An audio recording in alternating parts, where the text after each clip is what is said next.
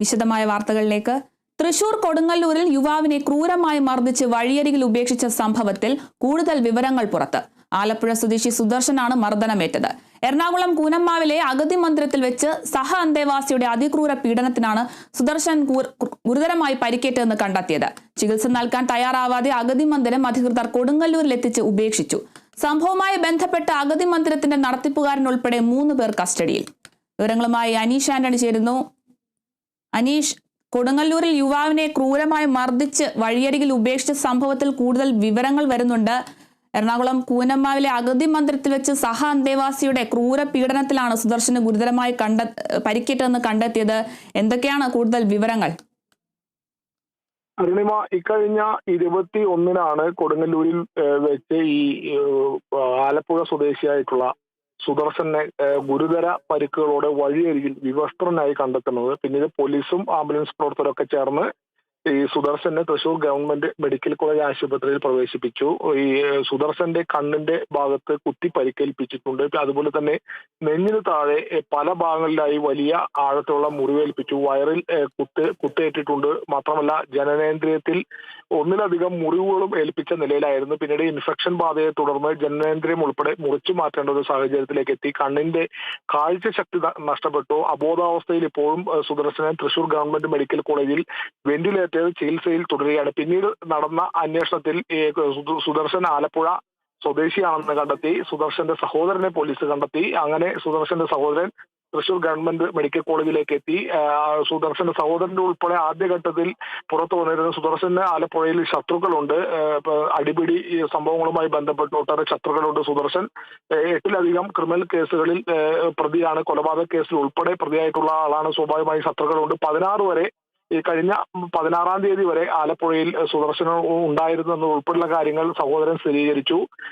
ശത്രുക്കളാണ്, ആലപ്പുഴയിലുള്ള ശത്രുക്കളാണ് ഇത്തരത്തിൽ ആക്രമിച്ചതിന് ശേഷം കൊടുങ്ങല്ലൂരിൽ ഉപേക്ഷിച്ചത് എന്നൊക്കെയായിരുന്നു ആദ്യഘട്ടത്തിൽ വന്നിരുന്ന കാര്യങ്ങൾ. പിന്നീട് ഈ കൊടുങ്ങല്ലൂർ പോലീസ് നടത്തിയ അന്വേഷണത്തിലാണ് ഇപ്പോൾ വലിയ വഴിത്തിരിവുണ്ടായിട്ടുള്ളത്. CCTV കേന്ദ്രീകരിച്ച് നടത്തിയ അന്വേഷണത്തിലാണ് ഇത്തരത്തിൽ ഈ എറണാകുളം കൂനന്മാവിലുള്ള ഒരു വാഹനം ഇതുവഴി വരുന്നത് ശ്രദ്ധയിൽപ്പെട്ടത്. ഈ വാഹനത്തിന്റെ നമ്പർ പ്ലേറ്റ് കേന്ദ്രീകരിച്ച് നടത്തിയ അന്വേഷണത്തിലാണ് ഇത് എറണാകുളം കൂനമ്മാവിലുള്ള ഒരു അഗതി മന്ദിരത്തിന്റെ വാഹനമാണെന്ന് കണ്ടെത്തുന്നത്. പിന്നീട് നടന്ന ചോദ്യം ചെയ്യലിലാണ് ഇപ്പോൾ ഈ പറഞ്ഞ കാര്യങ്ങളെല്ലാം പുറത്തേക്ക് വന്നിരുന്നത്. ഈ സുദർശൻ ആലപ്പുഴയിൽ നിന്നും കാണാതെ ആയതിനു ശേഷം പിന്നീട് ഈ അഗതി മന്ദിരത്തിൽ എത്തുകയായിരുന്നു. അവിടെ വെച്ച് സഹ അന്തേവാസിയുടെ പക്കൽ നിന്നുമാണ് ഇത്തരത്തിൽ വലിയ ക്രൂരമായിട്ടുള്ള ശാരീരിക പീഡനം ആക്രമണമൊക്കെ നേരിടേണ്ടി വന്നത്. പിന്നീട് ഈ ആക്രമണം നേരിട്ട വിവരം അന്തേവാസിയുടെ ഉടമകൾ ഉൾപ്പെടെ അറിഞ്ഞു. ശേഷം ആശുപത്രിയിൽ പ്രവേശിപ്പിക്കുന്നതിന് പകരം അവർ അവരുടെ വാഹനത്തിൽ ഈ തരത്തിൽ കൊടുങ്ങല്ലൂരിൽ 21-ന് കൊണ്ട് ഉപേക്ഷിക്കുകയായിരുന്നു എന്നുള്ളതാണ് ഇപ്പോൾ പോലീസിന് പ്രാഥമികമായി ലഭിച്ച ചോദ്യം ചെയ്യലിൽ ലഭിച്ച വിവരങ്ങൾ. ഇത് സ്ഥിരീകരിക്കേണ്ടതുണ്ട്. കൂടുതൽ തെളിവുകൾ കണ്ടെത്തേണ്ടതുണ്ട്. റൂറൽ എസ്പിയുടെ നേതൃത്വത്തിൽ 4 സംഘങ്ങളായി തിരിഞ്ഞായിരുന്നു അന്വേഷണം കഴിഞ്ഞ ദിവസങ്ങളൊക്കെ നടന്നത്. ഇപ്പോഴും അന്വേഷണം തുടരുക. എന്തായാലും ഈ കൂനമ്മാവ് അഗതി മന്ദിരത്തിന്റെ നടത്തിപ്പുകാർ ഉൾപ്പെടെ 3 പേർ ഇപ്പോൾ കൊടുങ്ങല്ലൂർ പോലീസിന്റെ കസ്റ്റഡിയിലുണ്ട് എന്നാണ് നമുക്ക് ലഭിക്കുന്ന വിവരം. ഇവരെ പോലീസ്, ഉന്നത പോലീസ് സംഘം, ACP ഉൾപ്പെടെ CI ഉൾപ്പെടെ ഉള്ള പോലീസ് സംഘം വിശദമായി ചോദ്യം ചെയ്തു വരികയാണ്.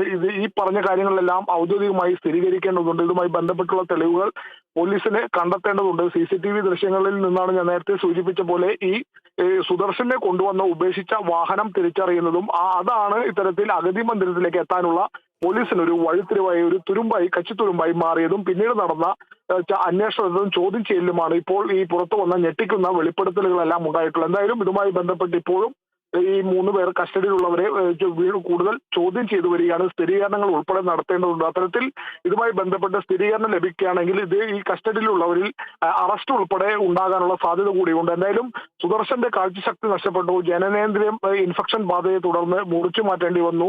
അബോധാവസ്ഥയിൽ വെന്റിലേറ്ററിൽ തൃശൂർ മെഡിക്കൽ കോളേജ് ആശുപത്രിയിൽ ചികിത്സയിൽ തുടരുകയാണ്. അരുണിമ, ശരി, വ്യക്തമാണ് അനീഷ്. തൃശൂർ കൊടുങ്ങല്ലൂരിൽ യുവാവിനെ ക്രൂരമായി മർദ്ദിച്ച് വഴിയരികിൽ ഉപേക്ഷിച്ച സംഭവത്തിൽ കൂടുതൽ വിവരങ്ങൾ പുറത്തായിരിക്കുന്നു.